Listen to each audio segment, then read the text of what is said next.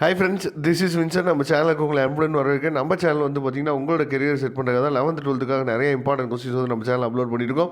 கண்டிப்பாக நம்ம சேனலை ஃபாலோ பண்ணுங்கள். மறக்காமல் உங்கள் ஃப்ரெண்ட்ஸுக்கு மேக்ஸிமம் நம்ம சேனலை பற்றி சொல்லுங்கள்.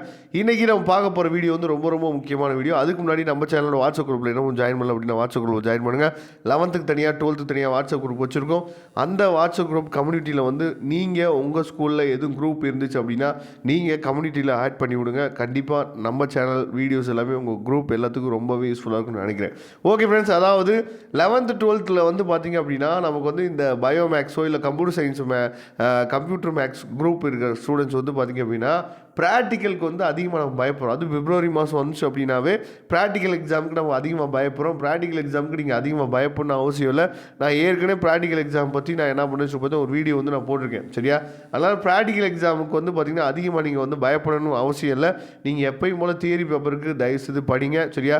இப்போ நம்ம பார்க்க போகிறது என்னென்னா, அந்த ப்ராக்டிக்கல் எக்ஸாமில் மார்க் வந்து நமக்கு வந்து எப்படி பிரித்து கொடுக்குறாங்க, எப்படி வந்து ஸ்ப்ளிட் பண்ணி கொடுக்குறாங்க அப்படிங்கிறதான் நம்ம என்ன பண்ண போகிறோம்னா இந்த வீடியோவில் நம்ம பார்க்க போகிறோம், சரியா? அதாவது மார்க் டிஸ்ட்ரிபியூஷன் நல்லா நீங்கள் பாருங்கள். ஃபார்முலாவுக்கு, சரியா? இது உதாரணத்துக்கு வந்து பார்த்திங்க அப்படின்னா ஃபிசிக்ஸ் கெமிஸ்ட்ரிக்கு நீங்கள் இதை வச்சுக்கலாம். அதாவது ஃபார்முலாவுக்கு 2 மார்க்கு, அதில் நீங்கள் எழுதுவீங்கல்ல ஃபார்முலா, அதுக்கு 2 மார்க்கு. அதுக்கப்புறம் டயக்ராம் இருக்குது பார்த்தீங்களா, அந்த டயக்ராமுக்கு வந்து பார்த்திங்க அப்படின்னா 3 மார்க்கு, சரியா? அதுக்கப்புறம் டேபிள், அதுக்கப்புறம் ரீடிங் நீங்கள் எடுக்கிறீங்க பார்த்தீங்களா, அதுக்கு 5 மார்க்கு. அதுக்கப்புறம் கால்குலேஷன் போகிறீங்கல்ல, அதுக்கு வந்து 4 மார்க்கு. ரிசல்ட் எழுதுறீங்க பார்த்தீங்களா, அதுக்கு 1 மார்க்கு, சரியா?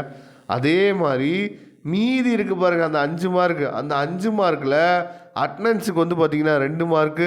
அதுக்கப்புறம் அப்சர்வேஷன் கிளாஸ் நீங்கள் அட்டன் பண்ணுறதுக்கு 2 மார்க்கு. ரெக்கார்டுக்கு ஒரே 1 மார்க் தான். ஆனால் அந்த ரெக்கார்டுக்கு வந்து பார்த்திங்க அப்படின்னா நம்ம எந்த அளவுக்கு ரெக்கார்டு எழுதுன்னு சொல்லிட்டு நம்ம என்ன பண்ணுறது கிடையாது. தியரி எக்ஸாமுக்கு கூட நம்ம படிக்காமல் நம்ம வந்து ரெக்கார்டு எழுதிட்டு இருக்கோம் உட்காந்து, சரியா? நான் இதைத்தான் சொல்ல வரேன். அதாவது ப்ராக்டிக்கல் எக்ஸாம் ரொம்ப ரொம்ப சிம்பிள். நீங்கள் கிளாஸில் இருக்கிற டீச்சர்ஸை, ஸ்கூலில் இருக்கிற டீச்சர்ஸை ஒபே பண்ணிங்கன்னா போதும், உங்களுக்கு 20 out of 20 மார்க் வந்து கிடச்சிடும். அது இல்லாமல் அந்த 10 மார்க் எப்படி இருந்தாலும் கண்டிப்பாக போட்டுருவாங்க, சரியா?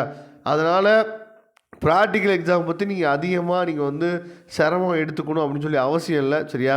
இதை உங்கள் ஃப்ரெண்ட்ஸுக்கு தெளிவுபடுத்துங்க. நம்ம அடுத்தடுத்த வீடியோவில் இன்னும் நிறையா விஷயங்கள் உங்களுக்காக நான் கொடுக்குறேன். Okay friends, thank you. மறக்காமல் நம்ம சேனலோட வாட்ஸ்அப் குரூப்பில் ஜாயின் பண்ணுங்கள். தேங்க்யூ.